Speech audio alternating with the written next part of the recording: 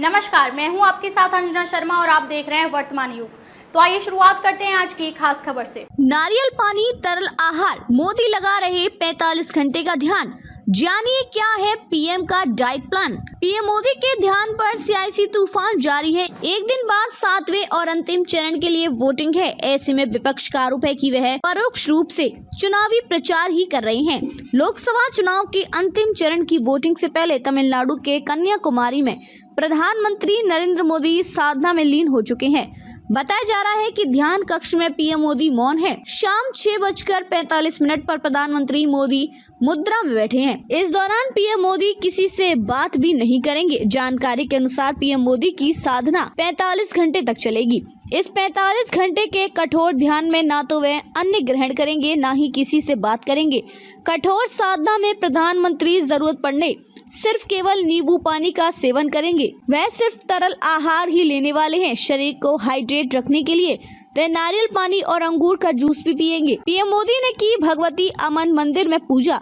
दरअसल गुरुवार की शाम को चुनाव प्रचार थमने के बाद पीएम मोदी कन्याकुमारी पहुंचे। सबसे पहले प्रधानमंत्री ने भगवती अमन मंदिर में पूजा अर्चना की।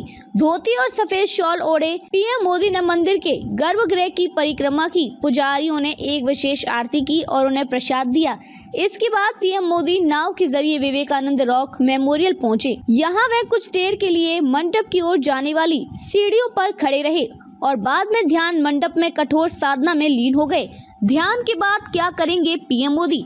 अब यहाँ प्रधानमंत्री करीब 2 दिन के लिए ध्यान में बैठ गए।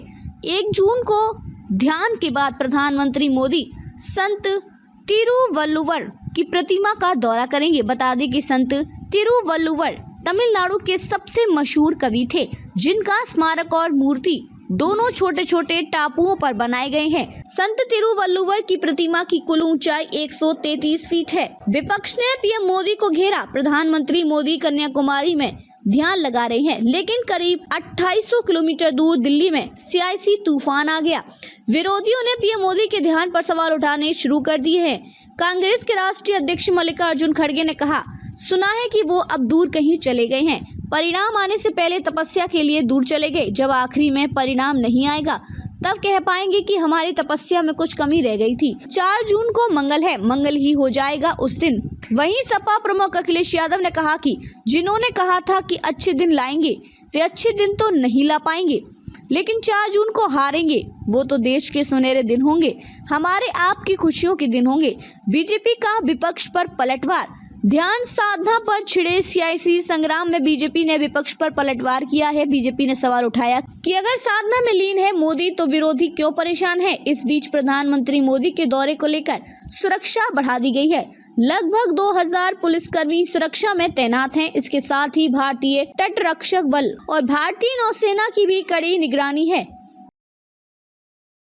खबरों में अब तक के लिए बस इतना ही। फिर होगी आपसे मुलाकात कुछ ऐसी ही खास खबरों के साथ। तब तक के लिए नमस्कार और देखते रहिए वर्तमान युग।